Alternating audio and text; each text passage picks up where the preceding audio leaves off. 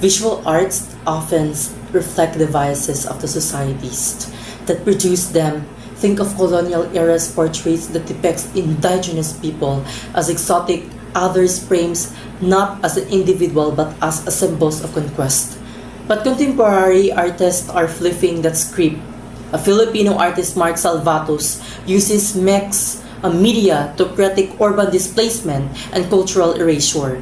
His work doesn't just show images, it asks questions. Who gets to belong? Who gets to be seen?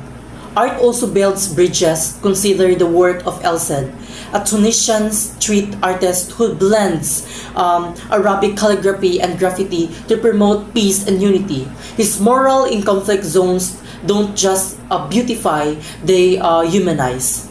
When we read visual arts critically through formalism, contextualism, and expressionism, we begin to understand not just what the artist shows, but what they feel. That's empathy in action.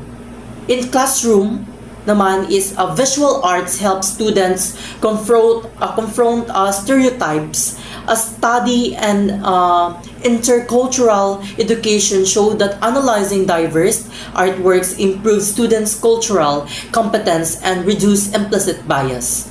In society, morals and installations often become sites of dialogue. The Bayanihan Halls project in Manila transformed abundant building into a canvases for migrant stories, turning forgotten spaces into a cultural landmark. So, as a student, I will connect it into a real life. As a student of communication and a cultural competence, I've seen how a visual arts spark conversations that words alone cannot. So, whether is a painting that challenges gender norms or a sculptures that honors indigenous resilience, these works invite us to reflect on our own assumptions. So, next time you see a piece of art, don't just ask, what does this mean? Ask whose story is being told.